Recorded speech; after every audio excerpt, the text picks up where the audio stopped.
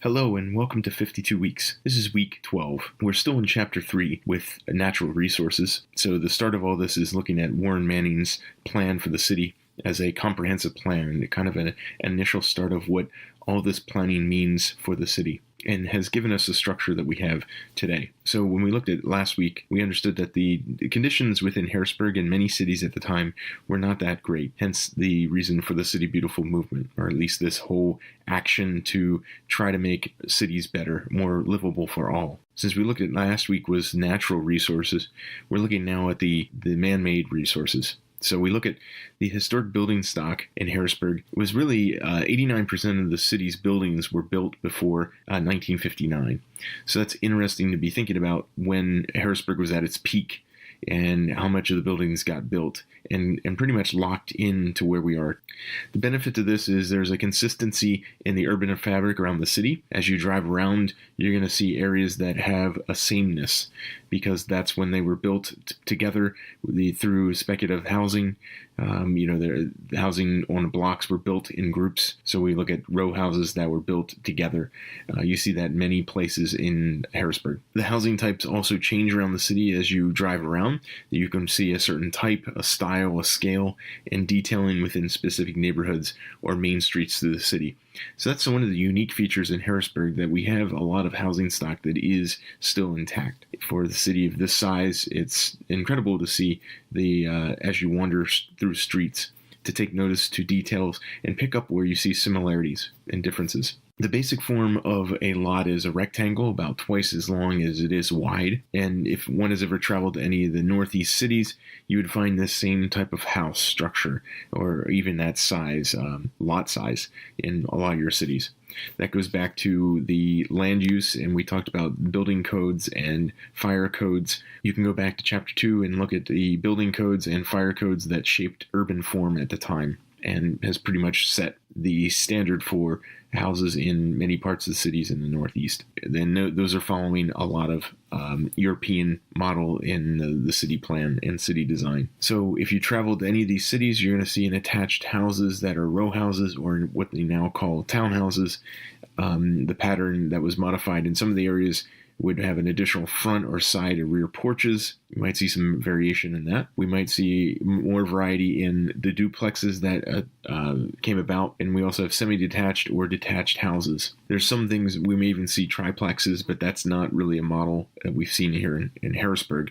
That's in other cities such as Boston or New York or Philly. So when we go into new type of housing that you might find being built, the land use and the codes will dictate the new housing are required to match existing conditions and respect establishing neighborhoods. This is part of the historic districts that we find all around the city, which actually happen to be a good method of trying to maintain some consistency of style and shape and type and scale. The semi-detached house and detached houses that you find in the edges of the city attracted more affluent buyers that were typically had larger lots, and they were much more expensive in price.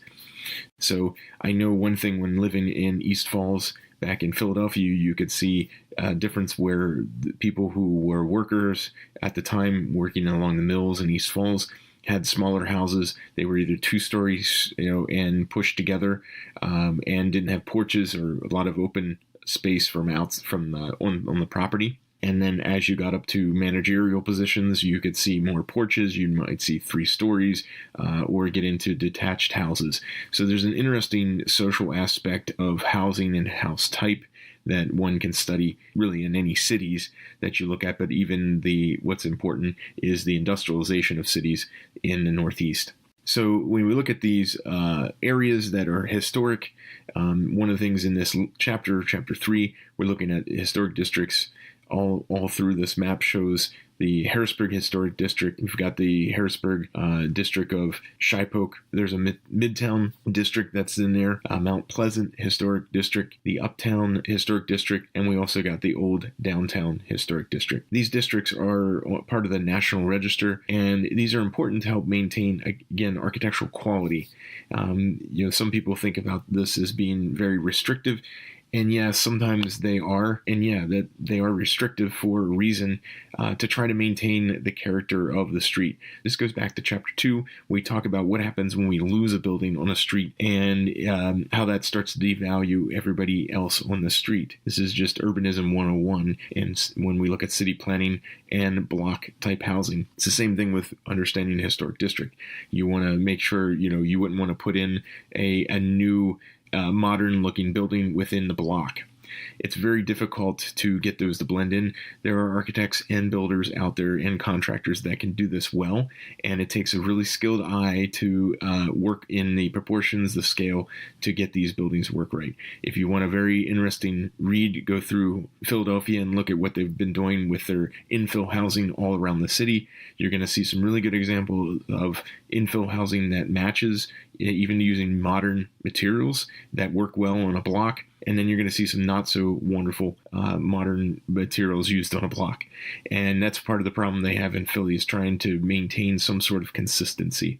So that's understandable in cities, because you're recognizing that you're not just one entity, you're part of a group. So the other thing, when we look at historic districts, there's some recommendations for Bellevue Park that was designed by Warren Manning, and the houses are much more laid out in a natural landscape. There are greater parcel sizes out there. And also Academy Manor. This is up in north of Division, the collection of buildings that related to the PA state system of higher education. So that has its own distinct qualities. The next thing we're going to look at is the individual historic buildings. These are important with just the history of Harrisburg. This includes the John Harris Mansion, the William Donaldson House, the William Griffith House, McAllister House, the Archibald House, and the Sheffield Apartments. One thing that's not on the list is the John Elder House, and in that property, it's recommended that the property surrounding it should be protected by historic status. John Elder was an important figure in the French and Indian War. He helped raise a local militia to help protect his community from the Native Americans. So this is something that was just part of Harrisburg's history to consider. It's located in an area of the city that's most in need of parkland. It's a recommendation that the city should be repurposing this as a historic site in a public park. So there would be a good connection there to talk about providing a park space there. Another thing to be considering in the built environment of Harrisburg is the bridges are also on a national register. This includes the Walnut Street Bridge that connects the Central Business District over to City Island and then back over to the West Shore. And then there's State Street Bridge that connects the Capitol Complex to Allison Hill. So this wraps up part 2 of Chapter 3, Natural and Historic Resources. Please join us next week when we'll finish up with the part 3 of Chapter 3.